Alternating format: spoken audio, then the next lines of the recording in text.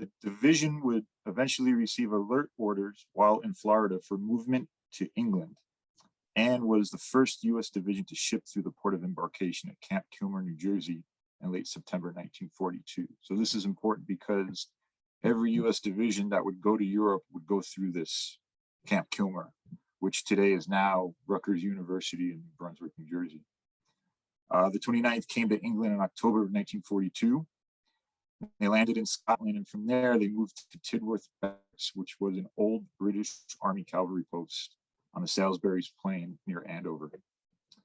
This was the new training home for the 29th for the next several months, and there we're replacing the 1st U.S. Infantry Division, who were at that time leaving for the North African invasion. Because they weren't the 1st division in England, they were the one division that was there longer than any other division. So because of that, they got the nickname of England's Own. From Tidworth, the division would move 200 miles to the Cornwall area in May of 1943. And like anything else in the Army, they figured, hey, let's turn this into a training exercise. And they made all the troops march half the 200 miles in full combat loads, eventually being moved by truck to Cornwall. So why were the 29th in Bodmin? Well, the division had to move to that area, to the Cornwall area, in order to redeploy and make room for other U.S. divisions coming into England. This was all part of what is known as Operation Bolero, which was the quartering and buildup of U.S. forces in Great Britain. This operation had two main aspects to it. The first aspect, which was the main aspect, and this was all for all U.S. divisions in England, was the preparation and training for the Cross Channel invasion of France. The other side of it for the 29th was to defend the area of Cornwall and the vicinity of the southern coast. Now, even though at this time England knew that Germany most likely was not going to make an invasion of their mainland, they still had to maintain a defensive posture throughout England, and this is part of the reason. So on this slide here, as you can see, this diagram shows the basic layout of a U.S. infantry division in World War II. This is known as a triangular division system. And you can clearly see the three infantry regiments that make up the 29th Division. You have the 115th Infantry Regiment from Maryland, the 116th Infantry Regiment from Virginia, and the 175th Infantry Regiment from Maryland. You can see the many organic units within each infantry regiment, and this allows each of these regiments to function as its own. The creation of this layout resulted from the German successes in Europe in 1940 and 1941. This caused the U.S. Army to rethink and reorganize its army between 1940 and 1942. The U.S. Army would downsize its World War I system of the square divisions with 4 of everything. So this division system had 2 brigades, each had 2 infantry regiments, so that's 4 infantry regiments in a division, resulting in about 27,000 men in each division. They downsized that into the triangular division system of 3 of everything, so that instead of the infantry brigade, the infantry regiment got the main focus. This allowed for more maneuverability within each infantry regiment, with about 14,000 men in each division. The benefit of this system was not just maneuverability, but it also created more firepower in each regiment, as well as creating the regimental combat team. So as I mentioned before, the organic units in there. You can also see off to the right there, all those other types of units which were considered division assets. You could break those up and add those to each infantry regiment. And at the same time, you're going to take one of your artillery battalions and attach those to an infantry regiment, creating your regimental combat team. And they kind of would operate kind of like a little mini army on its own. Next slide, please.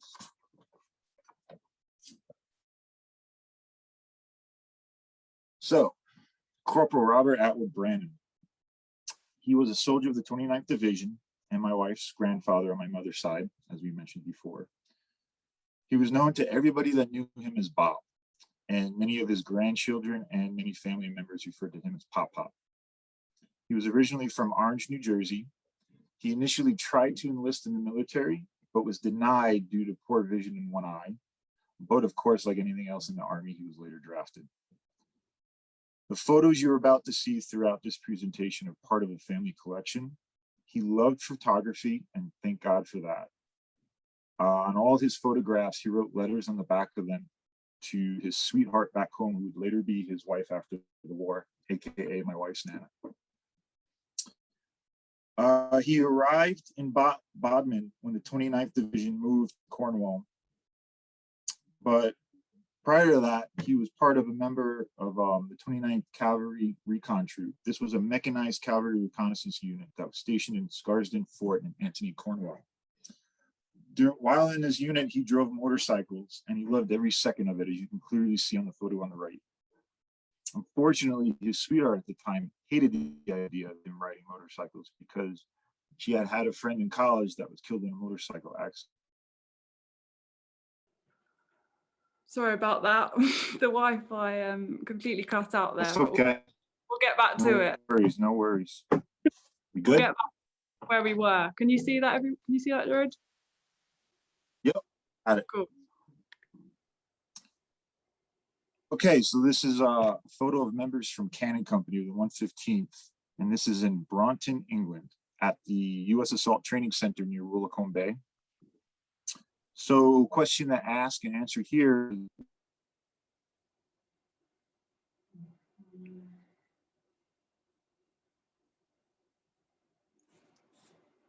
O&E for Infantry Regiment and Infantry Divisions. Their purpose: infantry regiments.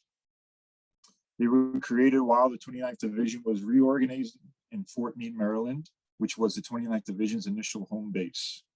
So basically, in a nutshell, Cannon Company is infantrymen on light artillery pieces. But they would learn from and train alongside their infantry or their artillery battalions. Next slide, please.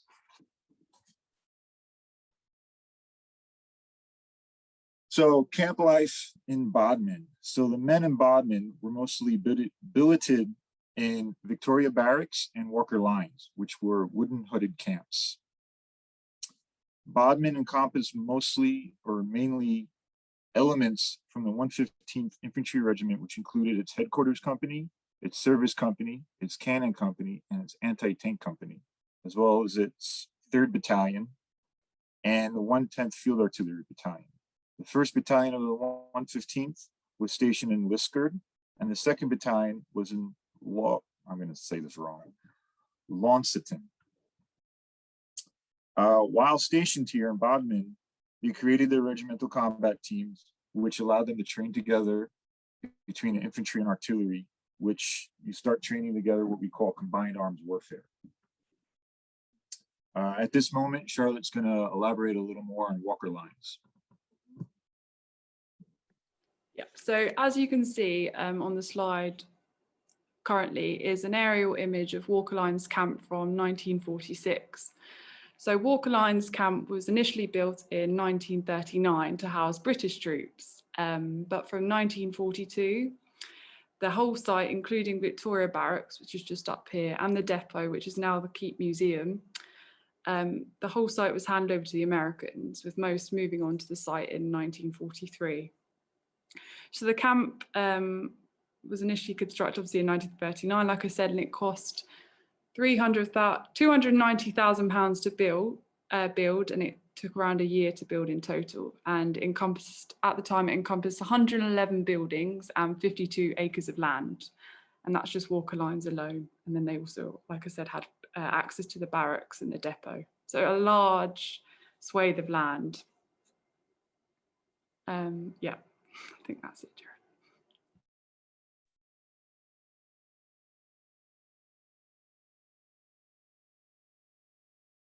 So next slide, please. Okay, Bodmin Moors. This was one of the main reasons why the 29th, specifically the 115th, was in Bodmin, mainly to take advantage of areas like this for training areas.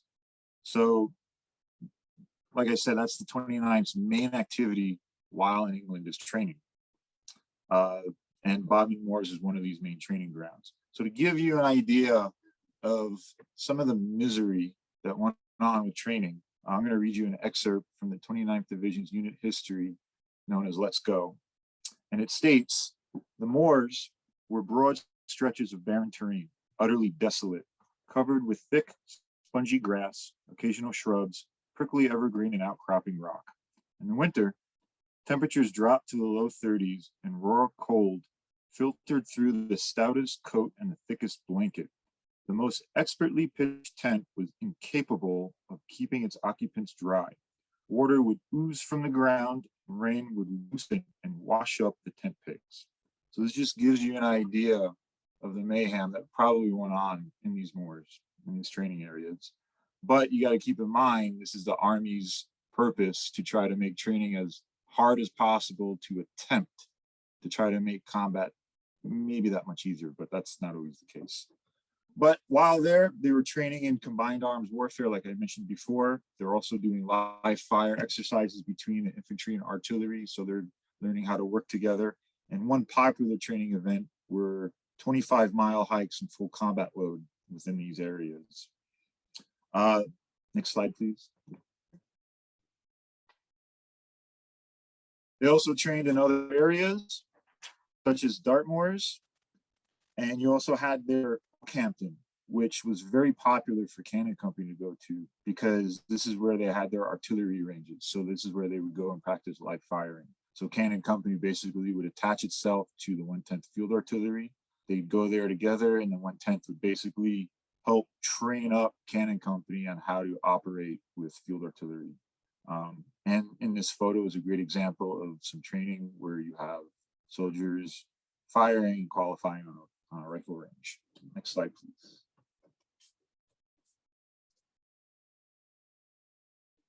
So Slapton Sands was another place for training. So before they could open up what was known as the U.S. Assault Training Center, Slapton Sands was the place where they started doing amphibious training.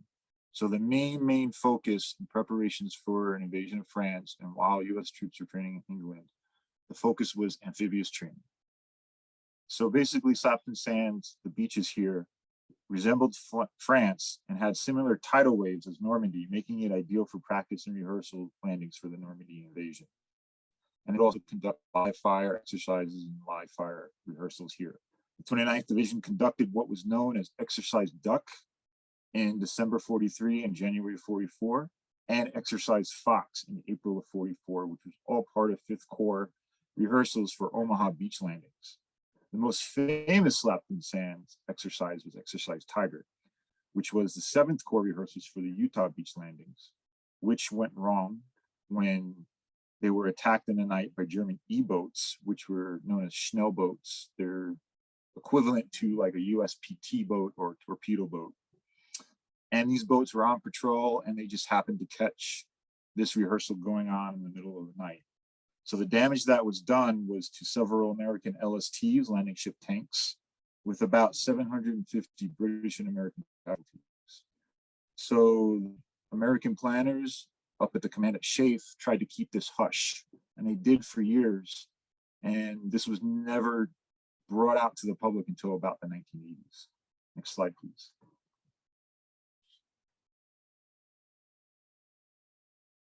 So these photos here give a good indication of what training was like in the field for a cannon company. You can also see the gun that was used by the cannon company, which was the M3 105mm howitzer. This was similar but different to the field artillery's M2 105mm howitzer. The M2 was a little larger than the M3, and it had a longer barrel to allow it to fire further distances than the M3. Both used the same ammunition, the same 105mm ammunition, but the M3 howitzer was able to fire indirectly as artillery or directly on enemy bunkers, fortifications, and even could be used as an anti-tank gun on enemy armor. But the M3 was more commonly used alongside its field artillery. Next slide, please.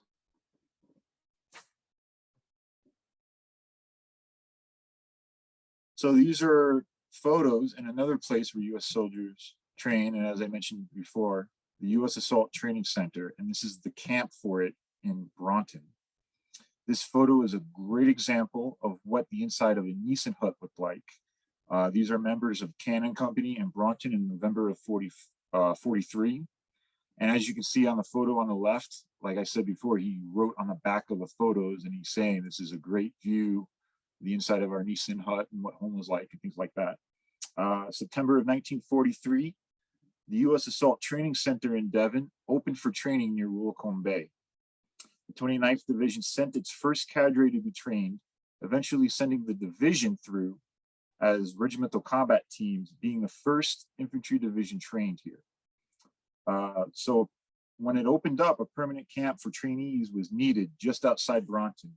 The 398th Engineers constructed 505 Nissen huts for quarters, dispensaries, showers, and mess halls to comprise a camp capable of housing 4,250 men. But by mid-October, the camp was still only 65% complete, with an estimated completion date at the end of that month. It was ready for its first unit, though, which was the 115th Regimental Combat Team. By early November, as you can see here, and especially on the photo on the right, the British weather was so bad that the roads were becoming rough, deteriorating, and mud was becoming the #1 problem. And you can see that as he writes it at the back, on the back of that photo, saying what their typical camp in England looked like with mud, mud, mud, and more mud. So again, adding more misery to some of that training. Next slide, please. So because many service members in England at the time were in so many different places training or had the opportunities to take furlough and leave, many of them had the opportunities to interact with lots of different local people. This right here is a perfect story of that. So Robert Branin actually had a second family while stationed in England. And this family was the Letcher family from the Grand Pound Road area. So I don't know the exact story of how they met, but I believe they met like when he went to church or something. And basically the family invited him home for dinner. But with all the rationing going on, he would do things like bring them food. So he would bring them army rations to help supplement what they had. And basically they were like an important aspect to him being there. And I do recall a story that when they visited after the war in the 60s, he figured out where they lived and went and visited them. And when the older daughters answered the door and she said, "Daddy, Daddy, Daddy, Bobby's home."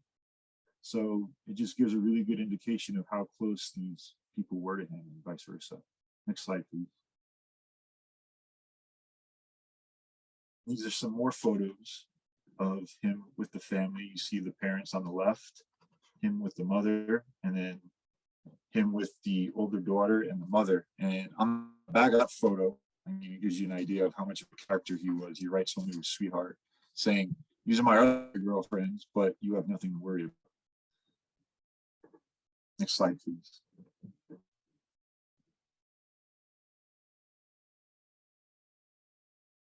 So this photo here is a great example of what the Cornwall countryside looked like in 43, 44. In this photo, or on the back of it, as he writes one of his letters home, he mentions the clay mounds you see in the distance and how German pilots use these clay mounds in order to orient themselves in the middle of the night. Next slide, please.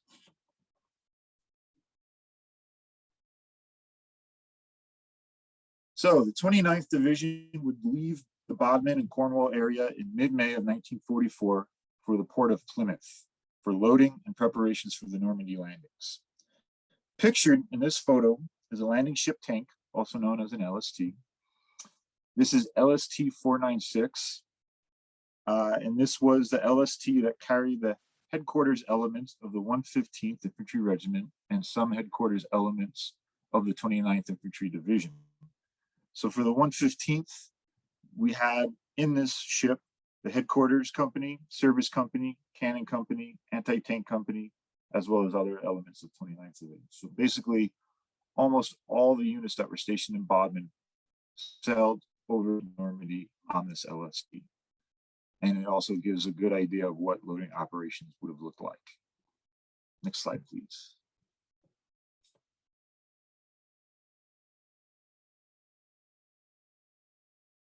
So, D-Day, June 6, 1944. The 115th Infantry was in the second waves, beginning their landings between 9:30 and 10 o'clock in the morning.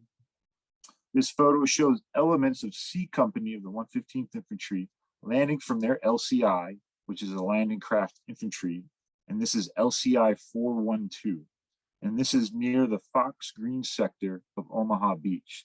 So the Fox Green sector is actually in the 1st Division area, which is on the west side of Omaha Beach. And basically the 115th got diverted to this area because their intended beaches at the time were still not cleared. And this is one of the few beaches that were cleared at the time. And the number one thing is they needed more combat troops on the beach to open up some of the beach exits. Cannon Company would land on both June 6th and 7th. On June 6th, Cannon Company was spread out all over the beach, with some members being transferred from their LST to land via small craft. This would have included forward observer teams and wire laying teams to set up communications for the forward observers.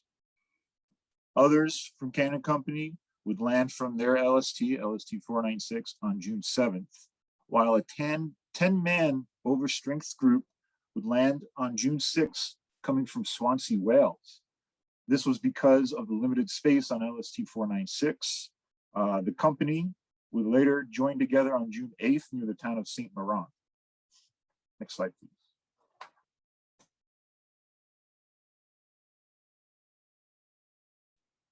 So PFC Branin would go on with the 20th Division, making it all the way through the Normandy campaign unscathed. He would continue on with the 115th Cannon Company in the Brittany campaign to help secure the port of Brest. In Brittany, the day the 29th Division was going into its rest area, PFC Branin received a non-battle injury when unloading munitions from a truck when a piece of ordnance exploded in his right hand, injuring him. He was evacuated to a hospital in England, where he stayed there for several months. Doctors saved his hand, and he only lost a portion of his index finger. After the war, he branched by taking his half finger, sticking it in his nose and pulling it out, explaining that this is what happens when you pick your. Not ideal. Sorry, Gerard. No worries. There you go. We're back. Okay, next slide, please. Okay. And of course, homecoming, and like many GIs that came home, met a sweetheart. This is in 1946 at their wedding reception in Stanhope, New Jersey. Just like many other GIs that returned home, Corporal Branin just wanted to forget the war and get on with his life and raise his family. And because of this, he never really talked about the war. So he would go on and live his life, and he passed away in early 90s as a result of lung cancer. And like many GIs, he learned from the Army how to smoke, and that eventually caught up to him. So that's it. Questions? Well, thank you very much, Gerard. That was absolutely amazing. I'm very sorry again about the interruption to the Wi-Fi then. Worries. Hope it didn't interrupt your flow too much. We've got a question, and we got two questions, or we got one comment from, is that your wife there, that Nana always joked about Pop's girlfriends in England. Yeah.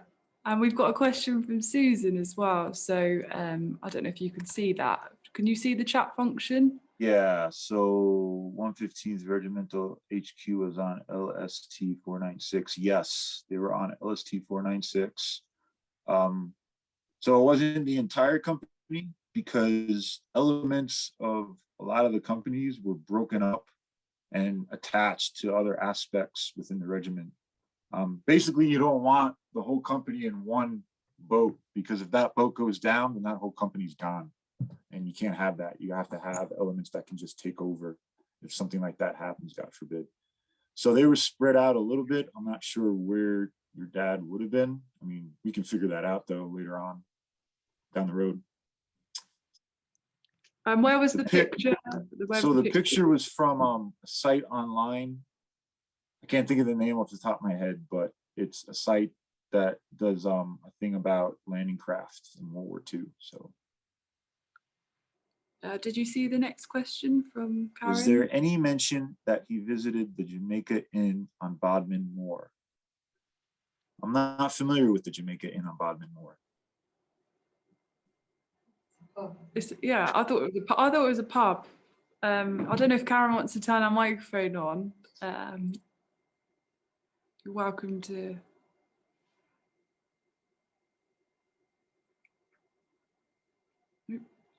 Quite possibly did. I don't know. Yeah, it probably. I'm sure. General Patton stayed there. Ah, okay. Yeah, we have actually got an image of Patton and Eisenhower on the moor. Okay. During the training exercise, because Eisenhower came down quite frequently to inspect the troops. So. Right. Yeah. So I know he traveled quite a bit. He went on furlough quite a few times, and he went to quite a different places with all the postcards we have that he sent home. So he got around. I'll say that much. Got to see the sights.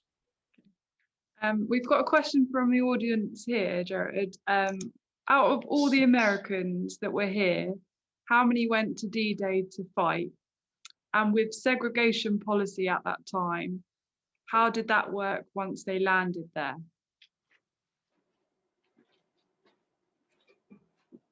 Well, you had quite a few troops on D-Day. I mean, you had, from the American side, you had two corps, 5th Corps and 7th Corps.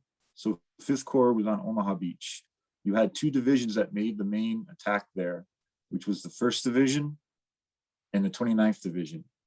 You also had a couple follow-up forces that came in, you know, the next couple days as they just kept piling divisions in. But on D-Day, you would have had the two divisions on Omaha, and then you had one on Utah from 7th Corps, which was the 4th Division.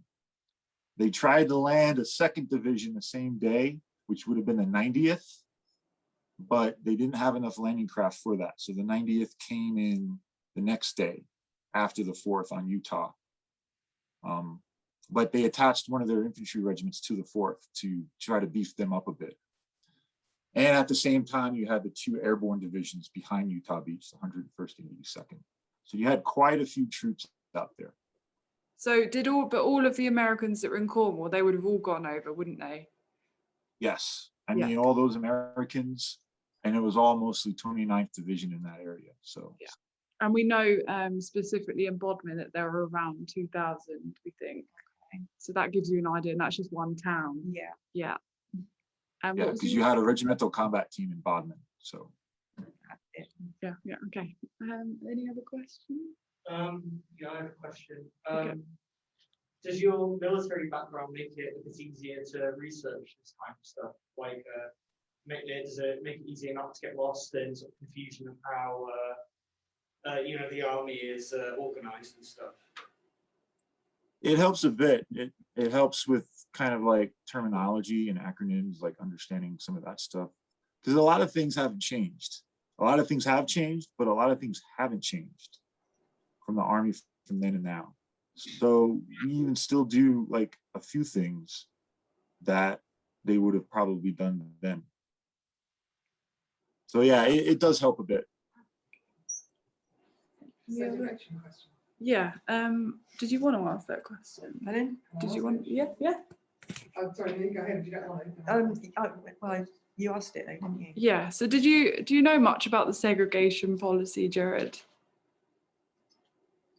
A little bit. I mean, with many of the Black troops, they're going to be in support roles at the time. So I don't know too much about Black troops on D-Day, but there were some there in support.